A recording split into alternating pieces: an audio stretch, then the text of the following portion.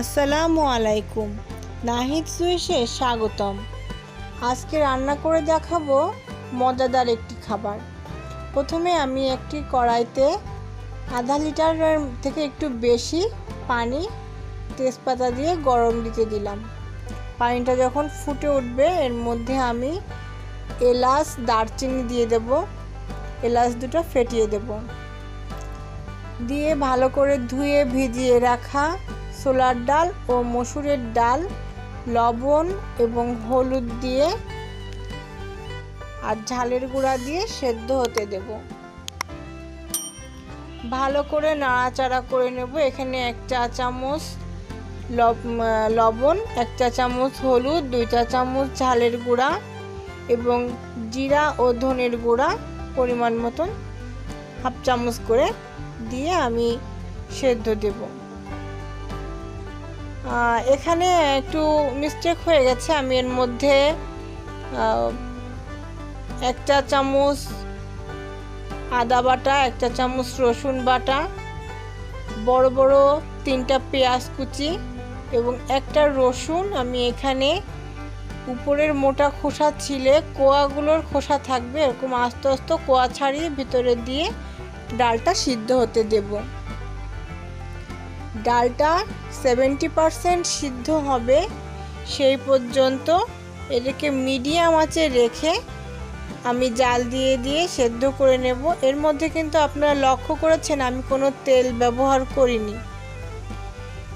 তেল ছাড়াই আমার এই ডালটা সিদ্ধ হচ্ছে। অসাধারণ একটা ফ্লেভার বের হয়েছে, খুব সুন্দর। আমার এই খাবারটা অত্যন্ত পুষ্টিকর। এই খাবারটা ডায়াবেটিসের রোগী, হাই প্রেশারের রোগী অথবা ডায়েট করতে চান এমন যে কেউ খেতে পারেন। এরপরে আমি এখানে মাঝারি একটা লাউয়ের অর্ধেকটা পরিমাণ লাউ কুচি করে এর মধ্যে দিয়ে দিলাম। হ্যাঁ, এটা হচ্ছে লাউ ডাল, আমরা এটাকে লাউ ডাল বলি। অত্যন্ত পুষ্টিকর একটা খাদ্য যা আমাদের শরীরকে ঠান্ডা রাখে, পেটকে ঠান্ডা রাখে। ডাল যেহেতু হাই প্রোটিন, এখানে প্রোটিনের মাত্রাটা আমরা খুব ভালোভাবেই পাচ্ছি, সেই সাথে পুষ্টিগুণ তো আছেই, ঘ্রাণেও অনন্য একটা খাবার। ভাত বা রুটি যে কোনো কিছুর সাথে সার্ভ করতে পারি। এটা শেষ পর্যায়ে আমি এর মধ্যে একটা ডিম দিয়ে দিলাম। ডিমটা ভালো করে নাড়াচাড়া করে নিলাম। আপনাদের প্রয়োজন মতন আরও কয়েকটা ডিম দিতেই পারেন। ডিম দেওয়াতে খাবারের পুষ্টিটা বেড়ে গেল। এবার আমি এর সুঘ্রাণ এবং স্বাদের জন্য পাশের কড়াইতে একটু পেঁয়াজ জিরা দিয়ে ভেজে নিচ্ছি, বেরেস্তা করে নিচ্ছি এটাকে ফোড়ন দেওয়ার জন্য। 1 টেবিল চামচ তেলের ভিতরে। এটা যদি আমি নাও করি তবুও আমার খাবারটা বেশ সুস্বাদু।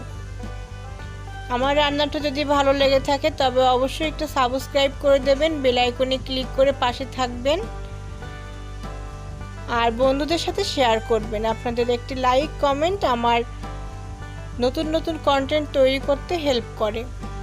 এভাবে বানিয়ে খেয়ে আমাকে কমেন্টে জানাবেন কেমন হয়েছিল আমার রান্নাটা। এরপরে এর এই পানিটা যখন কমে আসছে, ডালের এই অনেক ঝোল হবে না, গা মাখা হবে, আমি সুন্দর করে এটাকে ভালোভাবে সিদ্ধ হতে দেব।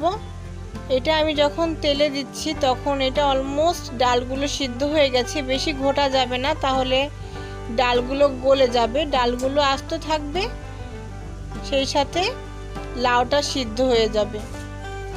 এরপরে আমি ফোড়ন দিয়ে দিলাম পেঁয়াজের, দিয়ে বেশ ভালো করে নাড়াচাড়া করে এর ঝোলটা যেহেতু টেনে এসছে ঢেকে দিব। চুলা বন্ধ করে ঢেকে দিব। ঢেকে দেওয়ার পরে আমি একটা বাটিতে খুলে আপনাদেরকে দেখাবো। সম্পূর্ণ ভিডিওটি দেখার জন্য আপনাদের সবাইকে ধন্যবাদ।